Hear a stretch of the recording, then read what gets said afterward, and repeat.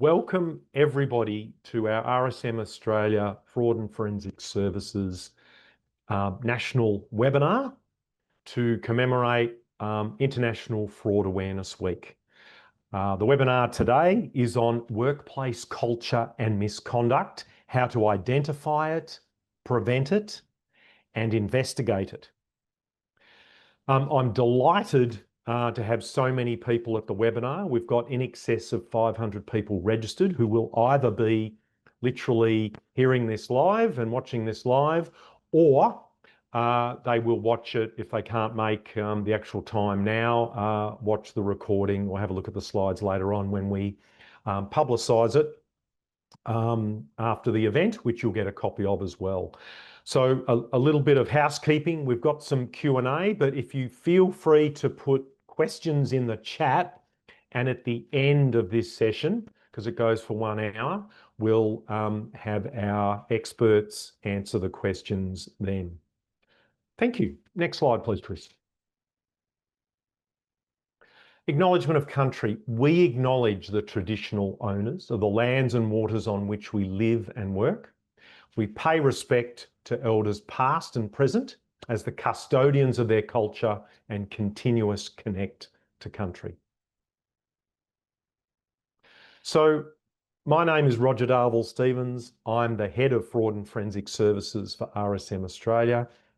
And it's my pleasure to give the introduction slides and then present parts of this as we go on. So we're going to cover today what is positive or poor workplace culture and how it can go so wrong, types of workplace misconduct and the risks that you need to manage in the business, behavioural red flags of employees engaging in fraud or corruption, which are often quite typical of other types of impropriety as well, warning signs of a workplace culture at high risk of fraud, and what you can do to prevent it, detect it, and respond to it if it is alleged through a fit-for-purpose investigation response. This is very much relevant to public and private sector organisations or law firms who are representing their clients with such type of workplace misconduct issues. I'm delighted to introduce our panel of speakers who are our fraud and forensic services experts throughout Australia.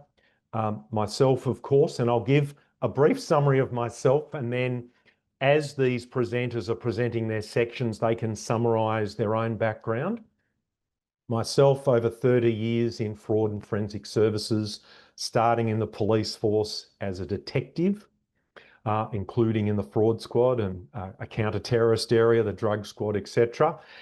Then in a manufacturing environment, and then financial services, in insurance, and then in professional services at a Big Four firm, and then the last 11 years at RSM Australia. I've got an MBA, Master of Arts, Criminology. I'm a certified fraud examiner. Also members of relevant associations and memberships, and security clearance as well for Australian government. So our other speakers are Andrew Connolly, who is a director based in Sydney in fraud and forensic services, Michael Cassidy, a director in fraud and forensic services based in Perth, and Chris Scott, a manager in our fraud and forensic services based with me in Melbourne. But of course, we all cover the nation with any sorts of client requests that we have. What we do, our area is fraud and forensic services. We use the F word of fraud. However, it's broadly about impropriety, which includes workplace misconduct. So we do forensic investigations, which often includes forensic accounting, fraud and forensic data analytics. We do a heap of training for clients in different aspects, forensic due diligence or open source intelligence background checking, fraud and corruption control planning for organisations of prevention, detection and response, compliance risk reviews like foreign bribery risk. We provide a whistleblower reporting service to clients and regularly manage whistleblowers as part of our investigations for clients, and also digital forensics of emails, devices, networks, etc. So now I'll start my bit on what is positive or poor workplace culture and how it can go so wrong. So a couple of case studies. You'll see in the media, there's a lot in the media at the moment. For example, Premier Investments probe into its stationery giant Smiggle has allegedly uncovered a culture of serious misconduct ranging from absenteeism, intoxication during work hours, bullying, sexual harassment and potential bribery, according to its billionaire founder, Solomon Lew. Last year, Channel 9, one of those articles there, exposed a culture of bullying and sexual harassment after a review found that their company lacks accountability. And then Country Road last year had a workplace investigation that was a wake-up call for workplace integrity. I also want to mention a relatively recent, and if you've seen in the media, ANZ Bank have had a recent study by McKinsey, a report that's been released. And that independent review into ANZ delivered the most damning indictment of a major bank's leadership and culture since the Banking Royal Commission, with findings of an insular institution whose staff were reluctant to challenge and deliver bad news. So it found that Australia's fourth largest bank had failed to create a risk and customer-focused culture, while its employees were complacent when problems arose. It identified that the bank was so collaborative and trusting that there was a reluctance to challenge and deliver bad news, like through a whistleblower program. And in turn, this led to complacency and limited self-reflection and an insular culture. So what is workplace culture? So thanks, Chris. You can just open the points. The collective behaviour, beliefs and shared experiences of a group of people in the workplace. Culture is the lived experiences of employees and leaders encompassing everyday interactions, norms and decisions. So culture is so core, it determines how people treat one another, how risks are taken, how success is defined, and how ultimately the organisation performs. It's deeply tied to organisation values, ethics, strategic alignment, employee engagement, and public trust. A strong workplace culture drives performance, innovation, accountability, and of course, a toxic or misaligned culture breeds risk, disengagement, and reputation damage. So culture comes from the top. So my last slide before I hand over to my colleague Andrew is that, you know, culture comes from the top. It's reinforced by middle management and grassroots support. The standards you walk past is the standard you accept, which is such a true saying. And Chris, if you want to open that next bit up. So in essence, an example is we have a client who every year gets us to conduct a workplace culture survey for all of their employees to identify awareness of the fraud and corrupt control system or framework and code of conduct, as well as identify any issues. And through that, there's been, reports of internal control breaches and weaknesses, as well as areas that have resulted in investigation and then rectification, which you'd rather know about at an earlier stage. So thank you. I'll now hand over to Andrew. Thank you, Roger, and good afternoon, everyone. Thank you for joining today, and good afternoon if you're on the East Coast, and potentially good morning if you're on the West Coast or other parts of the country or around the globe. So thank you, Roger, and as Roger said, my name's Andrew Connolly. I'm a director in the Sydney office at RSM in the Fraud and Forensic Services team. So my background's similar to Roger in a way, in that I also have a policing or law enforcement background. And then left, specialised initially in insolvency and investigating corporate collapses, before really specialising in forensic investigations and forensic accounting. So I'm also a CFE, or a certified fraud examiner, and a forensic accountant, chartered accountant specialist. But just jumping on and following on from Roger, giving a really good overview of what good and poor examples of workplace culture is, I think it's also timely to talk about those consequences and what that means to you and your organization. So, look, it is clear that toxic and dysfunctional workplaces are bad for business. There is a clear link between weak organizational culture, misconduct, and those fraud and compliance failures that generally follow on. So it's clear that these failures can be significant. It is difficult to quantify, but there are direct losses from fraud or misconduct that can be substantial, but there also are indirect costs: productivity loss, staff turnover, reputational damage, legal penalties, and executive distraction. So whilst we can always it is possible to put an estimate on those fraud and corruption costs. The World Bank, for example, estimates that annually 5% of GDP is lost to bribe and corruption. But how do you also estimate those non-financial matters of fraud, of workplace bullying, harassment, loss of productivity? It's very difficult, but a recent survey from Safe Work Australia estimates that the outcomes from such workplace culture is approximately $6 billion per annum. It is significant. So what's clear is that when culture fails, attention shifts from being strategy and growth minded and innovative to more reactive, investigating and crisis management. So it's imperative that you take a proactive approach to identify problems early and guiding management to address them, because this will lead to saving money in the long run. Okay, so what we have here is a visual overview from the Commonwealth Fraud Prevention Centre. And these are the common impacts that fraud and corruption can lead to. So evidently, there is always a human impact. Fraud and corruption in the public sector, contrary to some misguided belief, is it's not a victimless crime. Fraud and corruption can be a traumatic experience that often realizes real and irreversible impact for families and victims. There is a financial impact. I said that earlier, that it's estimated that 5% of annual GDP is lost, but also in respect of government spending, it's estimated that fraud or error can average between 3% to 5.9% of government outlays. There's an environmental impact. It can lead to immediate and long-term environmental damage through pollution and damage to ecosystems and diversity.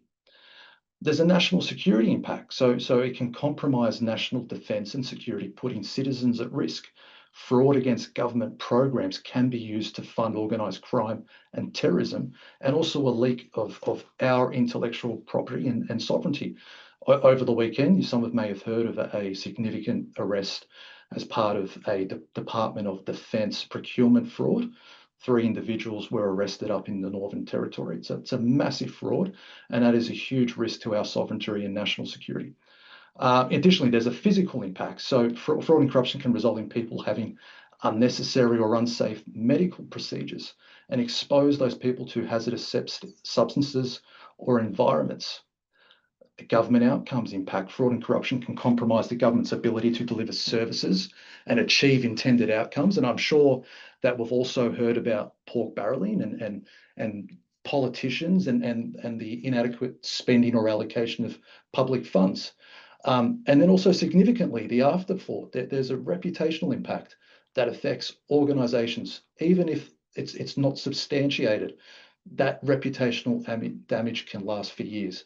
And then lastly, industry impacts. It can result in distorted markets where dishonest actors obtain those false benefits and legitimate victims are left worse off. And then just lastly, it'd be good just to give an example, and we'll talk more through it later in the webinar, but just some of the types of workplace misconduct that does happen. And some you may be surprised about, but no doubt others will be a given. So these are some of the matters that are quite common. Others are less common, but routinely will be asked to investigate these matters on behalf of organisations through their human resources department or through lawyers, legal representation under legal professional privilege.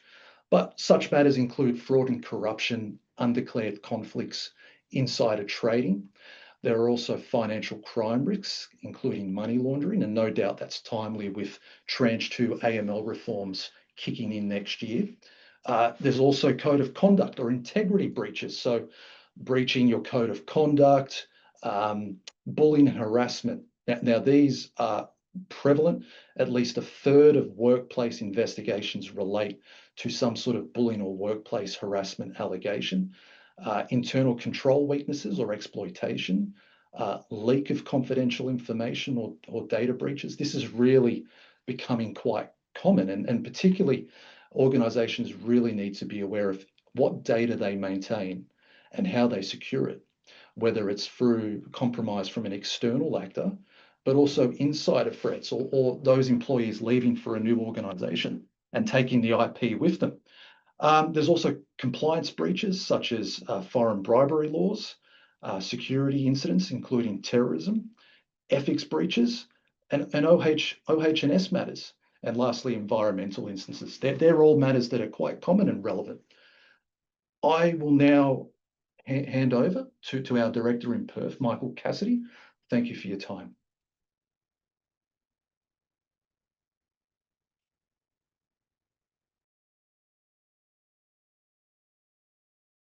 Everyone, thanks for your time this morning. My name's Michael Cassidy. I'm a director in the Perth office. I have been at RSM for 15 months. Prior to that, I was a partner at another firm specialising in forensic services. Typically, the work undertaken was around fraud risk management, policy development, fraud risk assessments. Like others in the team, certified fraud examiner and other relevant fraud risk management credentials. Today, I'm going to talk essentially about 10 red flags for employees for fraud. Not all of these behavioural red flags indicate someone's committing fraud, but they're just indicators, or there's something to keep out and keep mind of for skepticism. So typically, some of the red flags in behaviour, lack of segregation of duties. So someone wants to control the function on their own. They're unwilling to delegate or share duties with others. Basic lifestyle, unusual spending, living beyond their means, excessive gifts to other staff, loans from people, asking for their pay in advance, indications that may sort of suggest there's a bit of financial duress. Another indicator is obviously the unwillingness to take leave. This could be an issue around certain reporting times of the month, the years, or when particular transactions are undertaking. It's just an unusual behaviour type. Most people normally look forward to their leave. Unusual working hours, someone processing transactions or undertaking work, public holidays, after hours, on weekends. They're also asking for access to systems or processes or parts of the business that are beyond their duties. We also, unexpected changes in behaviour. Are they overly aggressive all of a sudden? Is there a sense of entitlement? This will sort of also tie back into the resistance to oversight and scrutiny. They're slow to respond to requests from management or audit. This also ties into, failure to provide accurate reporting. There's poor record keeping, missing information, excessive journal entries to correct transactions. Reconciliations have a large amount of unreconciled items for large periods of time, which are unable to be explained. Accuracy of reporting and data is certainly, a key control in most organisations. So being unable to do that in a timely manner certainly raises questions. In engagements that we undertake, obviously information request is one of the first things we do. Depending on the response to that, gives you an indication of how the engagement is going to go or not. Another behavioural red flag is close personal ties to vendors. They're a preferred supplier. They only ever use that supplier. Just a failure to declare any conflicts of interest. They won't go and get quotes. They socialise out of hours. There may be employment arrangement for family members and that with the supplier. So there's issues with that. bullying and intimidating management styles. Usually this is to prevent oversight. And it also may suggest, they're trying to coerce people into not following or adhering to policies, procedures, or encouraging employees to bend rules, which sort of follows on to the last red flag. Like I said, there are red flags, there's indicators, but it certainly doesn't mean, someone's committing fraud straight away. There may be just an explanation, but it's something to consider and lift your skepticism as you undertake your work. Just to the next slide, please, Chris. So if you look at some of the common control weaknesses which contribute to fraud, certainly the 32% lack of controls is an issue, because management are obviously responsible for the development and implementation of controls, policies and procedures. The overriding of internal controls, once again, like before, the lack of segregation of duties, you're looking at not adhering to policies and procedures. Is there any direction to people to not follow controls, policies, procedures?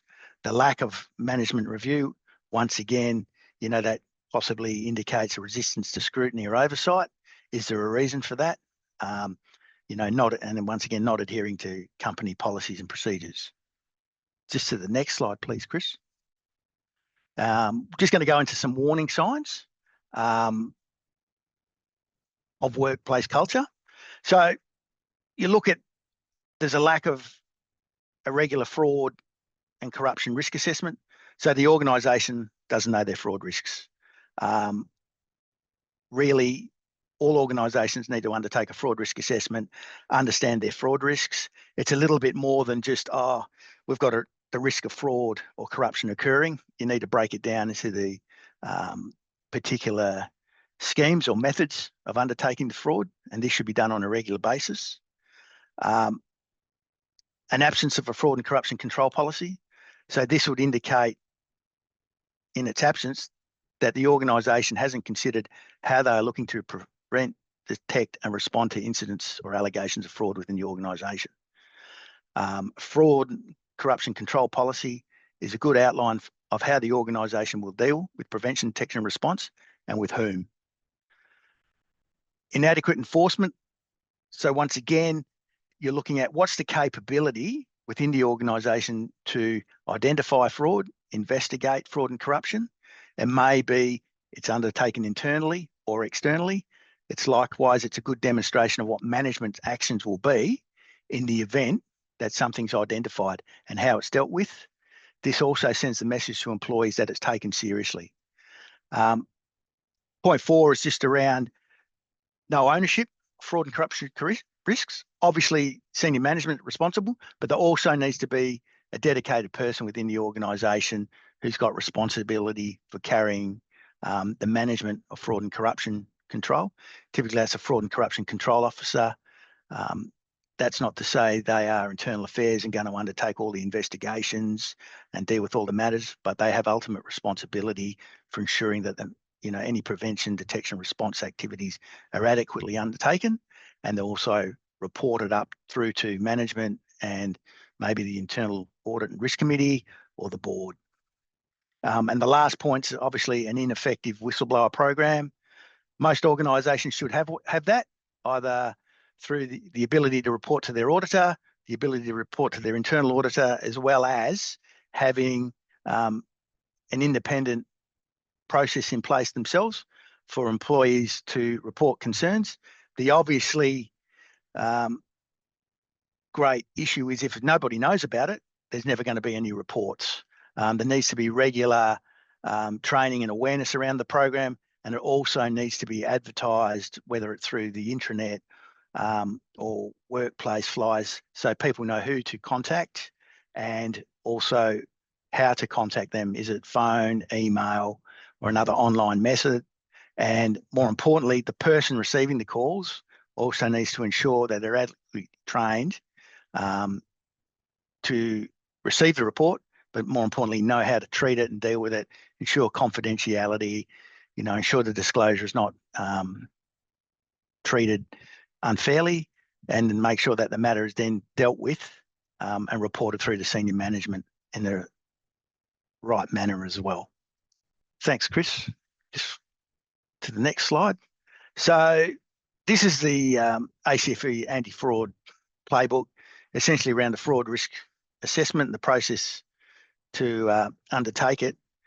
The fraud risk assessment team at the start, obviously you'll get a diverse number of people through the organisation who've got knowledge of the businesses and how its activities, its business cycles and its systems. So, you know, they can identify all the fraud schemes. They're at point 3, and that's both internal and external. A lot of organisations, the first thing is they're very insular and they just look at their internal schemes. They don't give consideration to supplier fraud, misappropriation of fixed assets by employees, credit cards, payroll. They're the types of things they look at. But there's a number of external fraud schemes, conflicts of interest in procurement, kickbacks from suppliers supplying inferior goods and services to what's supplied, or not supplying them at all, but sending an invoice. So you need to consider both the internal and external schemes. And then once again, going to point 4, the likelihood and significance of each fraud scheme. It's an honesty game. A lot of people don't think of it in an honest way. They try to downplay the risk and the issue. So when you are looking at doing the likelihood and significance, you also need to identify your existing controls and their effectiveness. By that, what is the controls in place to identify conflicts of interest? What are the controls in place to identify inappropriate use of corporate credit cards? What controls are in place around misappropriation of fixed assets? Then once again, you assess them, likelihood of consequence. You need to document your risk assessment, and you also need to periodically review it. Obviously, if your business changes, you've acquired another business, you've got a new finance system or new human resource system, new procurement system, you make sure that your fraud risk assessment is updated for any new controls that are in those systems or business. And then once again, you start again, the likelihood, significance, and then rate your risks accordingly. Thanks, Chris. I think I am over to yourself. Excellent. Thanks, Michael. So how can you actually prevent workplace culture, misconduct issues, fraud and corruption, etc.?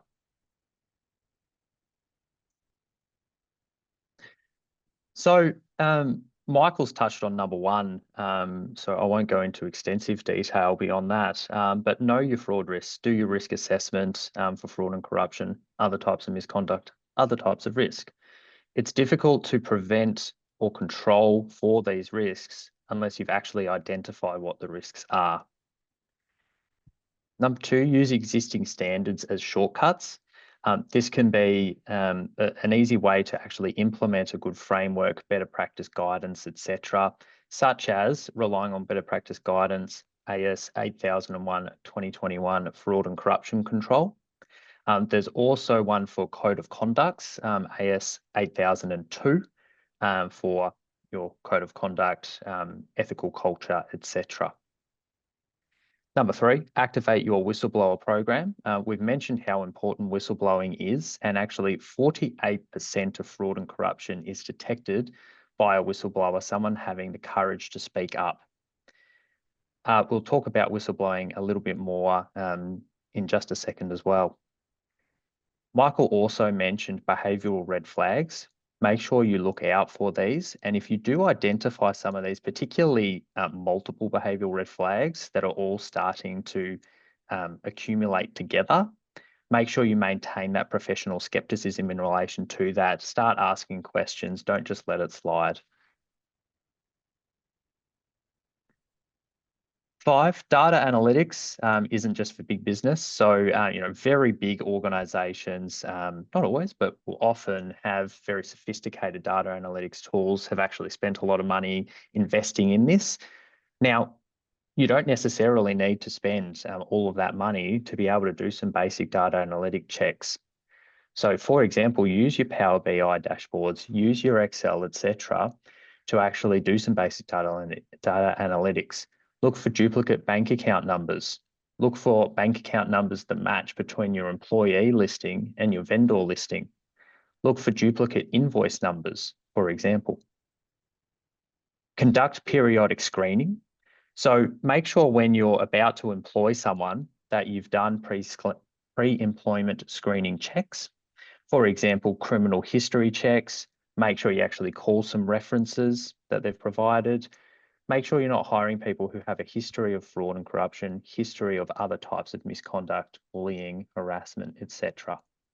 It's also important to do these checks on a risk-assessed basis for existing employees as well. So for example, for high-risk roles, such as in finance, or if they're being promoted to a high-risk role, such as executive management. Number 7, embed forensic thinking into culture. From a workplace culture and misconduct perspective, remember that the behaviour that you walk past is the behaviour that you endorse, particularly as a leader. From a fraud and corruption perspective, maintain that professionally skeptical mindset. Make sure you recognise the red flags. Make sure you ask questions about those. And number 8, don't wait until something goes wrong. If something smells funny, if something is suspicious, it's likely that there's a reason for that. And make sure you report that when you actually suspect things. Don't wait until it actually all goes wrong. In terms of detecting misconduct, fraud, corruption, other types of misconduct, briefly mentioned data analytics before, and I suppose I was specifically talking about the 77% item there of internal structured data. So you can see this is probably the most common form of data analytics for organizations. And this is talking about structured finance, accounting data, etc. But there's actually other ways you can perform data analytics as well. So for example, public records, doing ASIC checks, ABN lookups, etc., is really important to know who's who in the zoo and how everyone's linked together. And you might actually do link data analytics. You might use unstructured data such as email records, MS Teams chats, text messages from work-issued mobile phones. Social media, also important for who's who in the zoo, linking people together, and potentially unexplained wealth. So there's a series of different data points that you can use to determine, and we'd call these red flags of fraud and corruption. It doesn't, one particular hit in data analytics does not necessarily mean someone's committing fraud, but it may be an indicator you want to ask more questions about. And then we've got whistleblower programs, which are absolutely critical for detecting fraud, corruption, and other types of misconduct, otherwise known as public interest disclosure for our government organisations. Not only is it the most effective way of detecting fraud, corruption, and misconduct, but it's actually a legislative requirement that you have a whistleblower / public interest disclosure policy program. Employees are aware of it, etc. That's under the Corporations Act for companies, and that's under the relevant public interest disclosure acts for your relevant state or the Commonwealth for government organisations. This links into psychological safety as well. The more psychologically safe employees feel, and the more there is a culture that it's safe to express ideas, ask questions, admit mistakes and learn from them, and make disclosures where you do actually suspect that something is going wrong, the more likely people will actually raise those disclosures, the more likely you are to detect when something is going wrong.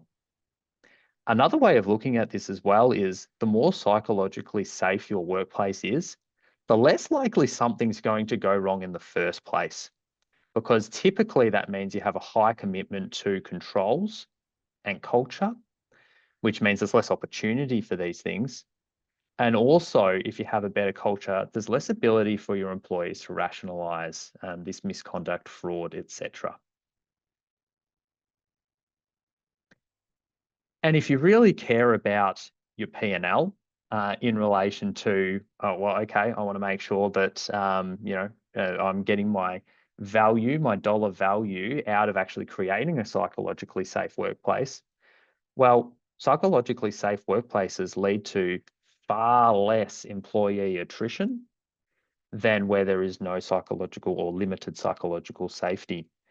And you know what's expensive and impacts on the P&L? Employees leaving and having to advertise for new roles, having to go through the hiring process, having to train new employees. So it's beneficial in a number of different ways to have psychological safety in the workplace.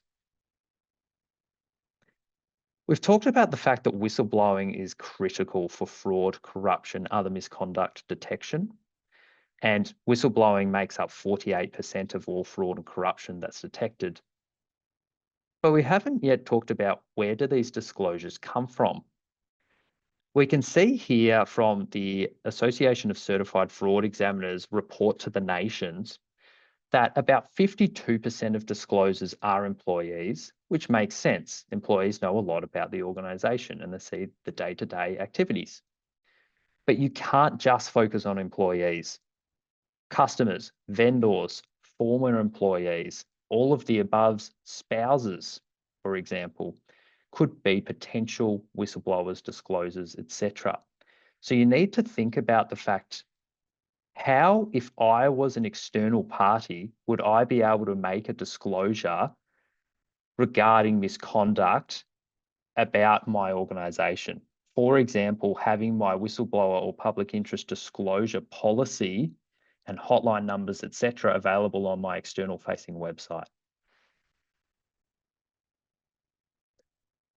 I've talked a lot about how it's important for fraud and corruption detection, but about 49% of whistleblower disclosures are made up of bullying, harassment, discrimination, and other workplace misconduct matters, which sit outside of fraud and corruption. So it's critical for workplace misconduct and culture-related matters, as well as fraud and corruption, that you have an effective whistleblower program. In terms of setting up an effective whistleblower program, there's lots of different better practice guidance. Note the middle item in the top row, Treasury Laws Amendment Enhancing Whistleblower Protections Act 2019, is the act that companies who fall under the Corporations Act must follow. And the next one along to the right, the ASIC Regulatory Guidance 270 on whistleblower policies, is a great source of better practice in relation to how to implement that and follow the legislation. Note for government organisations, it will be your relevant Public Interest Disclosure Act for your jurisdiction. In terms of measuring workplace culture, so we need to have a good workplace culture. How do we measure it? Employee surveys and actually getting candid feedback from your employees is really critical. Having focus groups to discuss these matters. Exit interviews is really critical for both workplace culture and potentially detecting fraud and corruption incidents.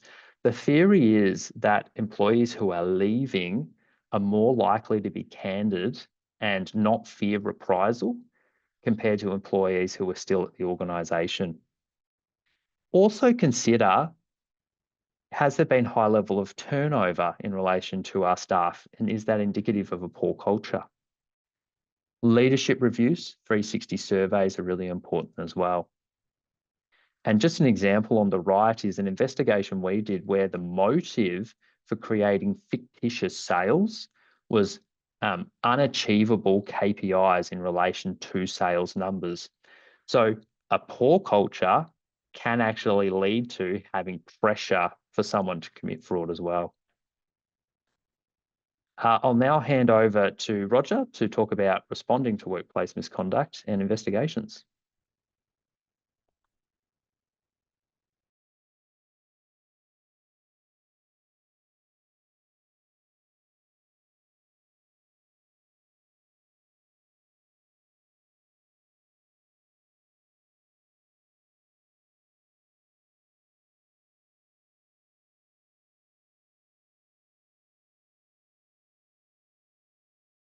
Thank you so much, Chris. Much appreciated. And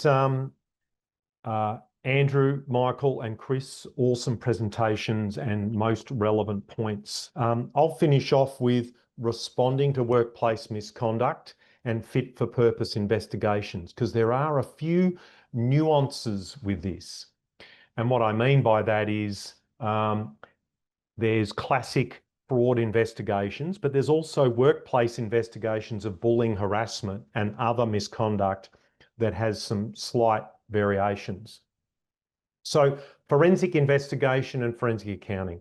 Forensic investigation, the term forensic just means the ability to give evidence in court.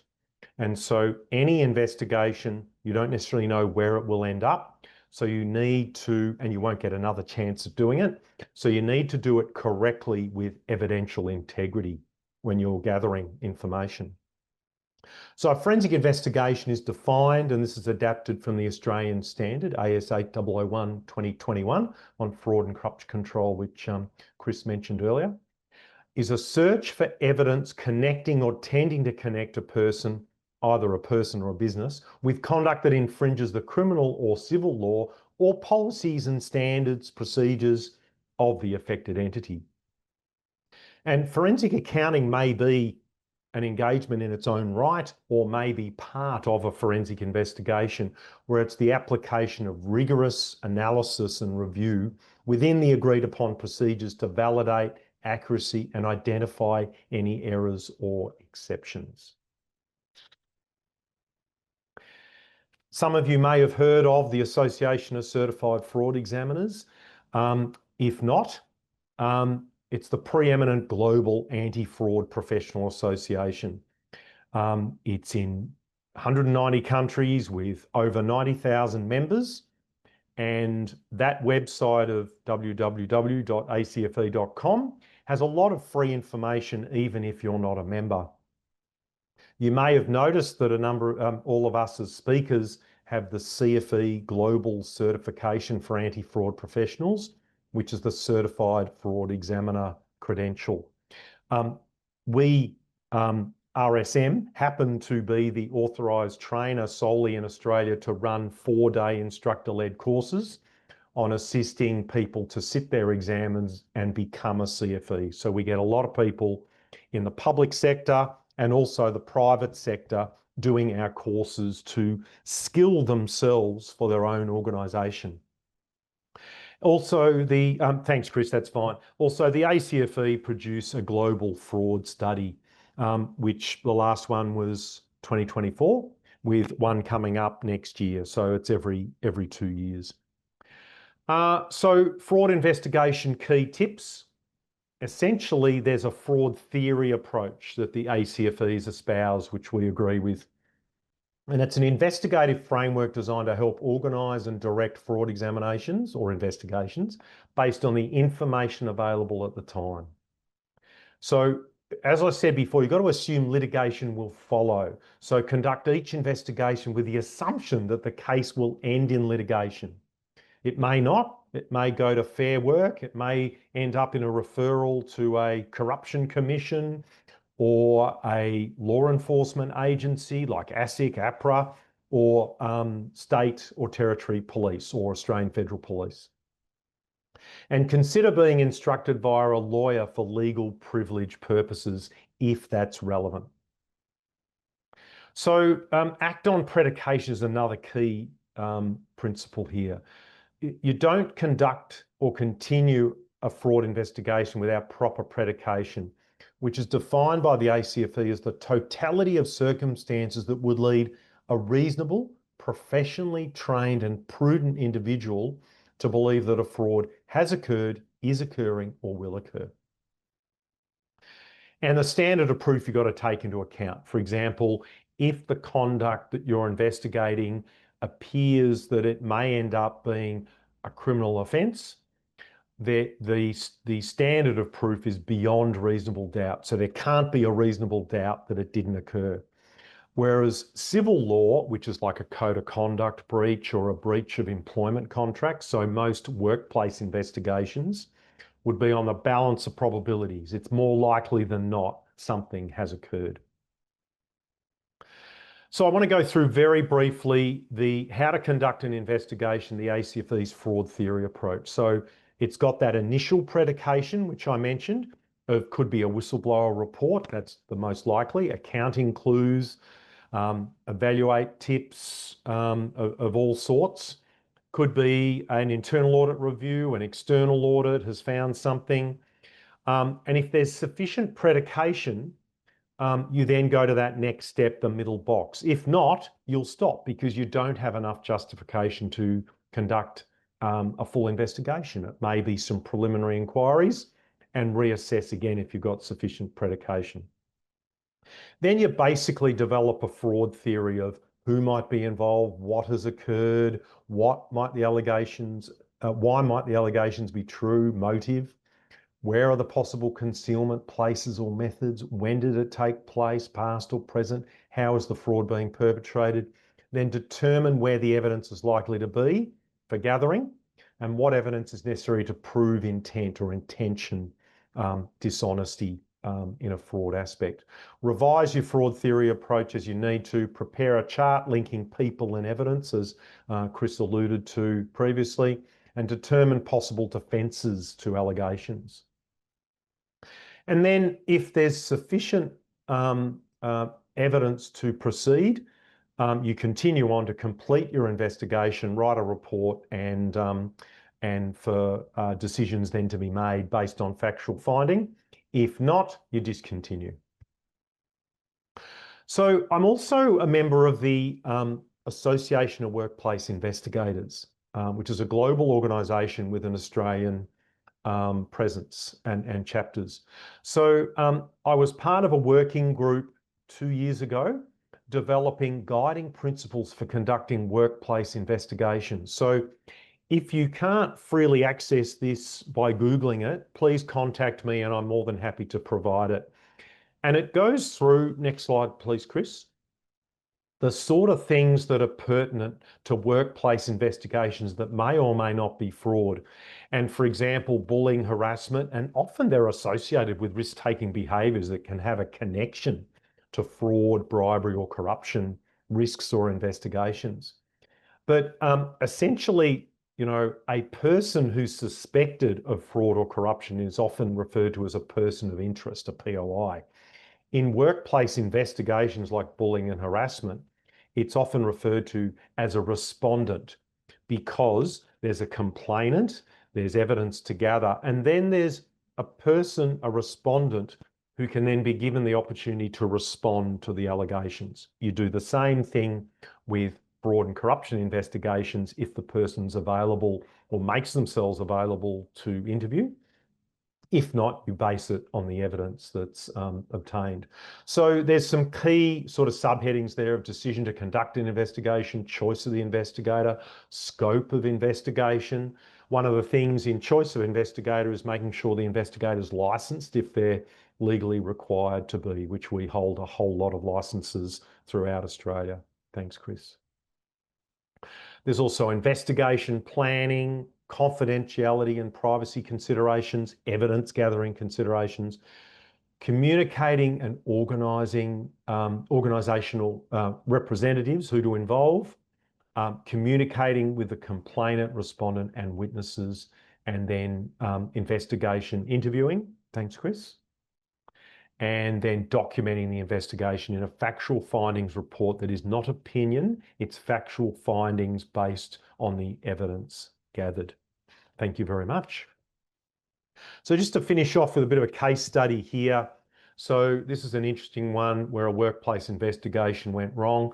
A recent ruling shows that a mishandled workplace investigation with the complexities of procedural fairness in summary dismissals can come back to bite employers. So I'll just read the first and the final paragraph there, that a former employee of a multinational construction company was recently awarded over $1.5 million in compensation and damages after a summary dismissal which forever altered his career path. So besides the lack of evidence of serious misconduct, the ruling cited a number of flaws in the employer's investigation process.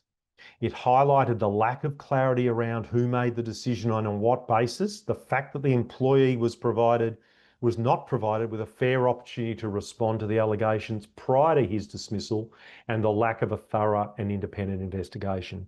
So getting the investigation right is absolutely important. Thank you, Chris. So we've got about 10 minutes now, and more than happy for you to ask whatever you like, and probably put it in the chat, please, and we can take it from there. So do you have any examples of when predication is insufficient? So Chris, do you want to answer this one from a whistleblower perspective, or do you want me to answer it? Well, I'm happy to give it a first crack. So it's interesting, particularly in relation to whistleblowers and public interest disclosures, that it's actually extremely unlikely that someone will make a vexatious claim. However, it does occasionally happen. And that might be an example where you do an initial analysis of a disclosure and you actually end up finding that there's just no evidence, red flags, anything to go off in relation to this. And it appears to be vexatious. And that might be a point where there's insufficient predication to continue going on with this investigation process. Another example may be the information you've been given by the disclosure is so generic that it's very difficult to actually go and review, pinpoint, know where your evidence is going to be in relation to trying to prove this allegation, particularly in a circumstance where the disclosure gives very generic information and they're anonymous, so you can't actually follow up with them to ask them more questions in relation to that. That might be another example where there's insufficient predication to continue going on with this investigation. I do just want to make it clear that it's very important to provide the opportunity for disclosures to disclose anonymously if they wish to do so. And that gives people more courage to actually speak up about things. Sometimes they don't want to have their name attached to it. But in that case where it's very generic information and you can't follow them up, that might be where it's difficult to have sufficient predication. Thanks, Chris. I might also add that sometimes there's information, it's bouncing off what Chris said, there's information that the whistleblower feels is valid and from their observations, but it couldn't physically happen. Like a vendor is ripping off the company and they name a vendor, but there's never ever been any business with that vendor. It doesn't mean the whistleblower's wrong, but what it means is it's worth clarifying with the whistleblower if they've got the right vendor or if they might be mistaken. And then you might still conduct preliminary inquiries, but not a full investigation because there's not sufficient predication. The next question is, we've got another question of what are the licenses and permissions required to do an independent organisational investigation in Australia, specifically in Western Australia? May I hand over to you, Michael, for that one?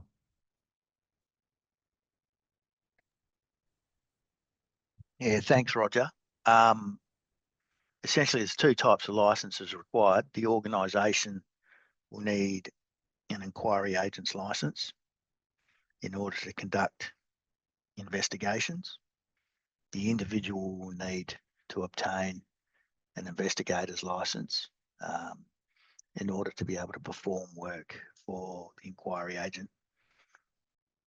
Without knowing the types of investigations that are to be undertaken for this organisation, it's probably best to defer through to WA Police Licensing, and they'll be able to let you know what licences you require under the Security and Related Industries Act.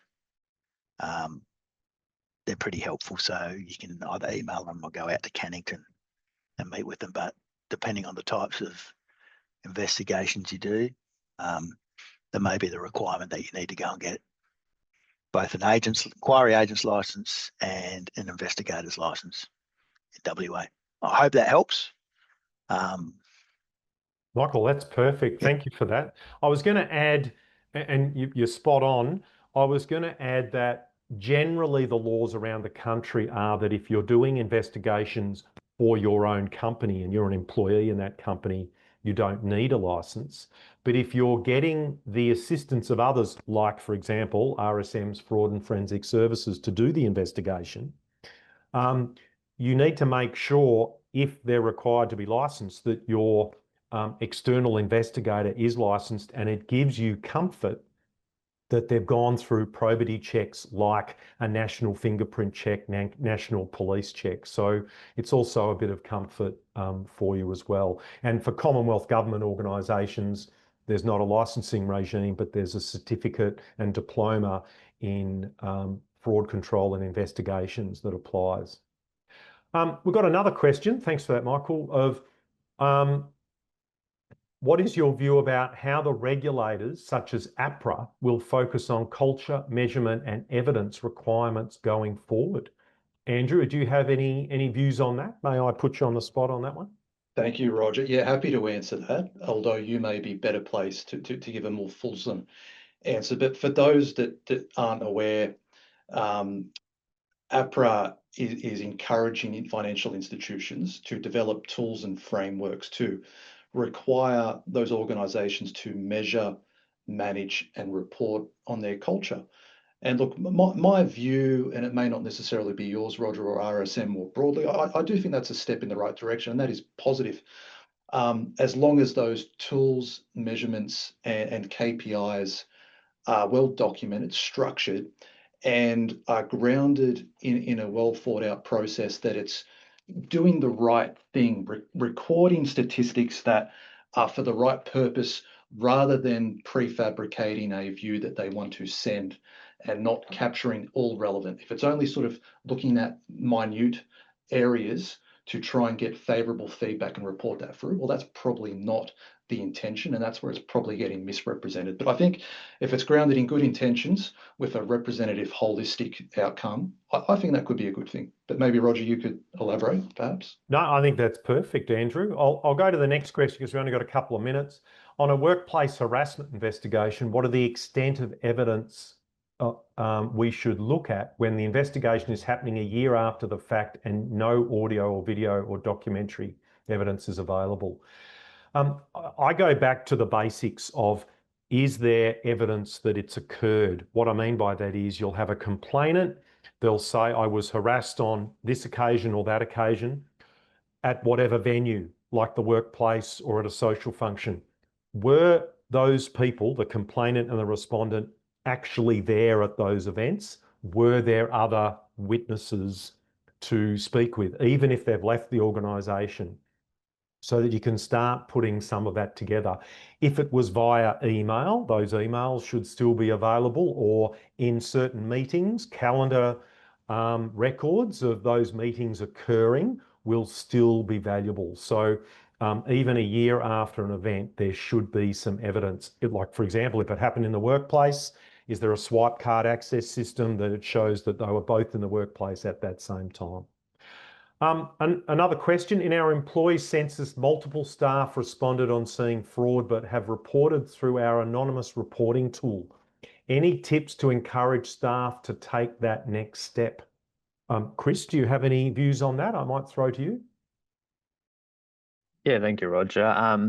So first of all, having a really strong fraud and corruption control awareness training, whistleblower / public interest disclosure training to make employees aware of what the multiple avenues that you have are for making disclosures.